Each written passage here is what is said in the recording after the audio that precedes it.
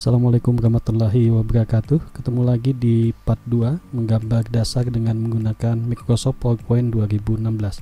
Oke, teman-teman, kali ini kita akan mulai menggambar ya dengan banyak objek dengan menggunakan Surface.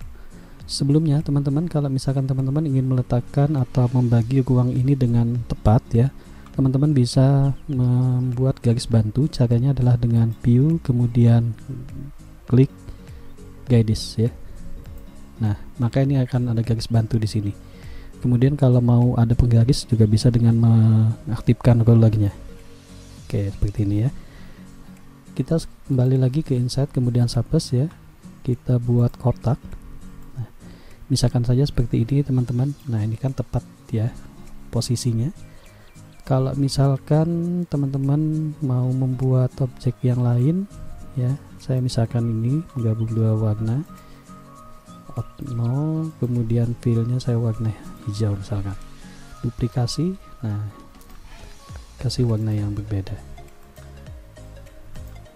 Oke ya. Kemudian bagaimana lagi teman-teman kalau misalkan ingin membuat bentuk yang lain, misalkan saja ya saya di sini ingin membuat sebuah objek gitu ya, misalkan begini.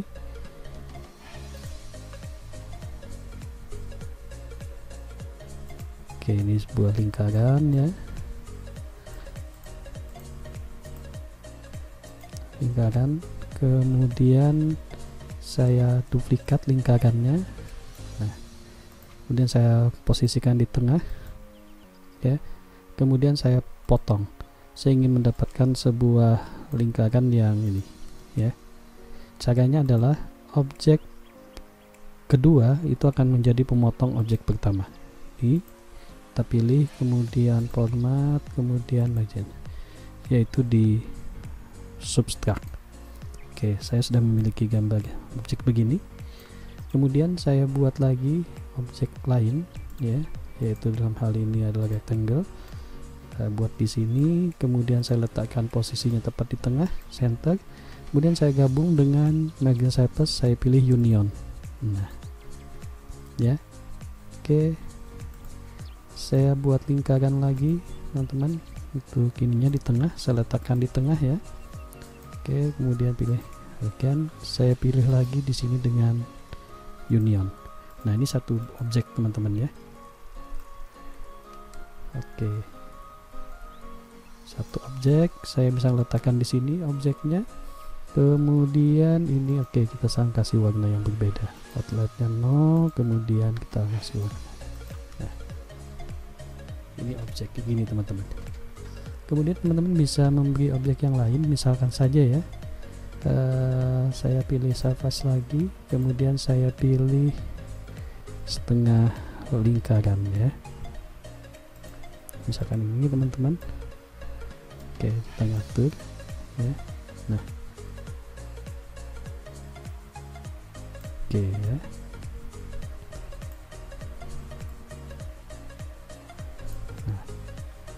Kemudian kita ganti no fill, no outline maksudnya, kemudian surface nya, fill-nya warna ini misalkan. Nah teman-teman, saya ingin ngasih lihat ya, kalau kita klik kanan kemudian di format surface, nanti sebetulnya akan muncul menu seperti ini.